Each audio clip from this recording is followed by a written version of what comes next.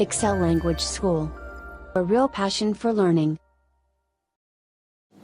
Hi, it's David again from the Excel Language School. And once again today, I'm going to be talking about IELTS Task 1 writing. And if you remember from the previous time, Task 1 writing is the first of 2 writings that you have to do.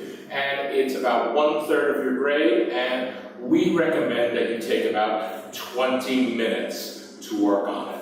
And if you remember from last time, you get a chart or a graph, and you have to look at it and describe it in 150 words.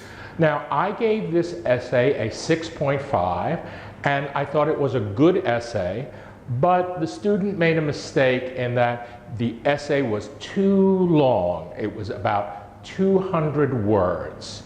And again, the essay is supposed to be 150 words, but maybe if you have 165, it's still okay.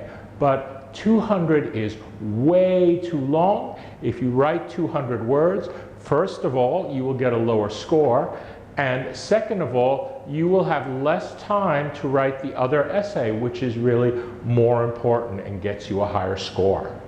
So this brings up an interesting question, which is, how can you know when you're writing how many words you have written? Now, of course, you can stop and count your words. 1, 2, 3, but you don't have time to do that because you have a lot of writing to do in 1 hour. So I suggest something to my students, which is a solution, right? And I want to give you that tip today. Okay, so right below this video, in the description section, there is going to be a link. And if you click on the link, it will take you to a place on the internet where it has the official form that they use on the IELTS in printable form. Now, I recommend to you that when you're practicing, you print the form and you actually do your writing on the form. And now this is very important because once you've done 2 or 3 or 4 practice essays on the form, you can count your words and you can see, okay, when I finished page 1, how many words do I have? Now, everyone's handwriting is different. Some people's handwriting is big, some is small. So the answer will be different for everybody. But you should know for you, when you finish the first page, how many words have you written? And of course, that is going to help you on the test, because when you finish the first page, you can say to yourself, oh, I've written 170 words, and you know you only have to write 1 or 2 more sentences to finish your essay. Now, in this case, if I remember correctly, the student writes about 12 words on every line, and there are 17 lines. So on the first page, she already has 190 words, which is way too long. But then she goes to the second side and she writes 2 or 3 more sentences. So this means that it is a much too long essay, and if she wants to get a better grade, she is really going to have to think about how she can say the same thing in fewer words.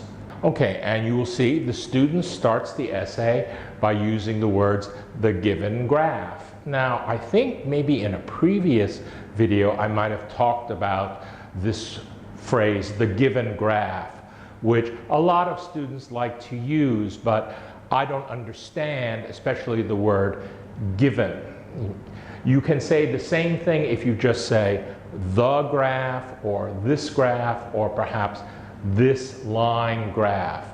Now, of course, that is only 1 word. It's not very important for your final score, but I want students to be aware that when you are writing, every word is important, and you shouldn't use any words that are not really necessary.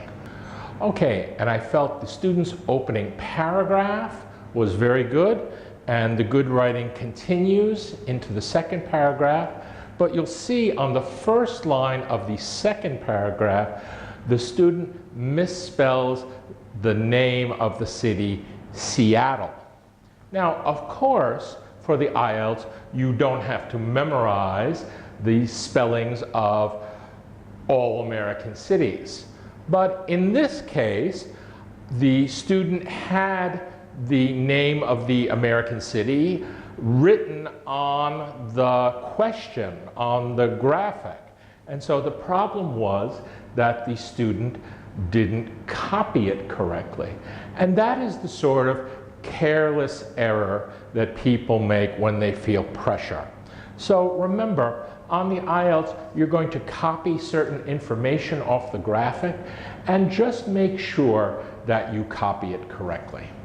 So next, you'll see at around 6 lines into the second paragraph, the student has written that the city of Austin has about 0.5 food truck before rising significantly. And this raised an important detail, I thought, which is especially important if you're going to be writing a Task 1 essay. Now, this detail is what is singular and what is plural. Now, I'm sure you've learned English for a long time and you know 1 is singular and 2 is plural. But what about a number like 1.5 or 1/2, 0.5? Is that singular or plural? Well, the answer is that the singular is the number 1 only. And so if you have anything else like 1.5 or 0.5, that is plural. So in this case, the student should be writing something like 0.5 food trucks with the S at the end of the word. So after that, you'll see that I added the words approximately and about in the student's writing. And so approximately and about are examples of hedging language. And so hedging language is the language you use when you are not 100% sure about something. You're not sure that the number is 4.2, so you say approximately 4.2 or slightly more than 4. And this is something you should always do on an IELTS Task 1 essay if you are not 100% sure what the number is. Moving to the next paragraph, you'll see that the student wrote, the number of food trucks in Chicago grew sharply and slowly. So you will see the student was trying to use some adverbs in her writing, which is excellent, something that she should do, but she made a mistake because sharply means a lot and slowly means a little. So something cannot grow both sharply and slowly at the same time. They can be one or the other. Now, moving on to the second page of the student writing, you'll see that the ending of the essay is a little weak. Now, the student felt that she needed to put another summary at the end, which was not really a wise decision because the student had already adequately summarized the data before, and the essay is already too long. So the student should not have written so much. Instead, the student should have used the time to go back and check the essay again for careless error, like misspelled words, and then she should have moved on to the next task. So, thank you all for watching this YouTube video from the IELTS Language School, and I hope that I will see you again soon for another video on writing IELTS. Excel Language School. A real passion for learning.